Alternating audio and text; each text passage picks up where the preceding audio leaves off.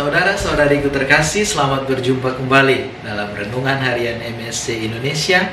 Hari ini, Jumat 5 Februari tahun 2021.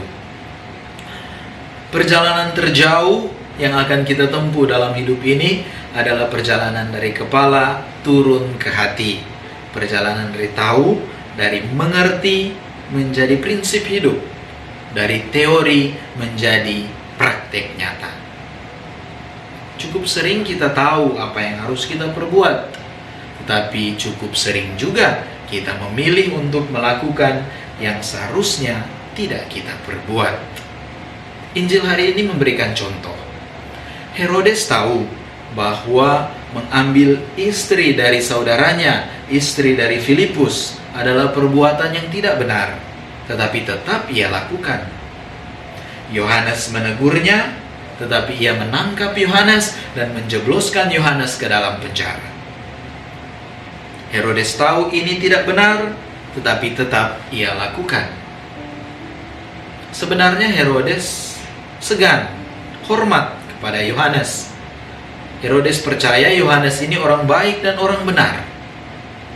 Tetapi karena sudah terlanjur berjanji di hadapan Herodias, di hadapan banyak orang, maka akhirnya ia memutuskan untuk memenggal kepala Yohanes.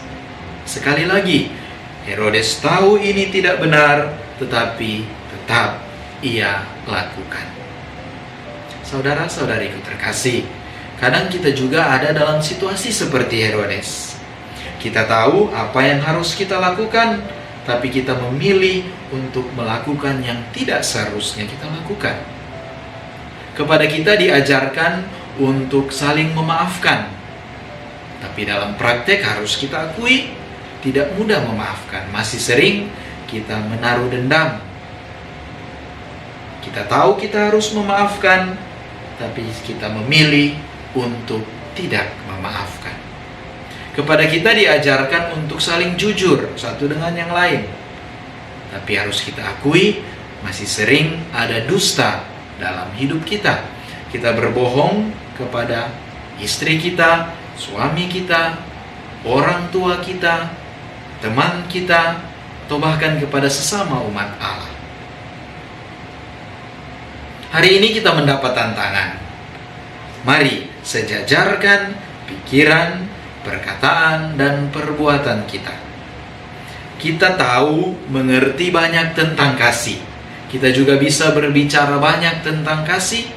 Tantangan kita hari ini, mari wujudkan kasih itu dalam perbuatan nyata.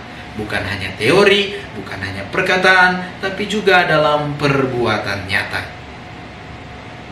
Iman tanpa perbuatan adalah sia-sia.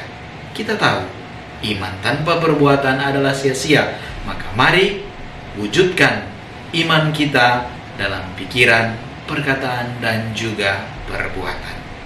Biarlah hari ini pikiran kita, perkataan kita, dan perbuatan kita dipenuhi kasih. Jika pikiran, perkataan, dan perbuatan kita hari ini dipenuhi kasih, maka perjalanan yang panjang itu, perjalanan dari kepala turun ke hati, dari teori menjadi praktek, akan menjadi perjalanan yang penuh makna. Saudara-saudariku yang terkasih, biarlah hari ini pikiran, perkataan, dan perbuatan kita menjadi sejajar, menjadi pikiran, perkataan, dan perbuatan yang penuh kasih. Mari sambil menjaga protokol kesehatan, kita mewartakan kasih lewat pikiran, perkataan, dan perbuatan kita hari ini. Biarlah lewat pikiran, perkataan, dan perbuatan kita, hati kudus Yesus semakin dikasihi di seluruh dunia. Berkat Tuhan untuk kita semua.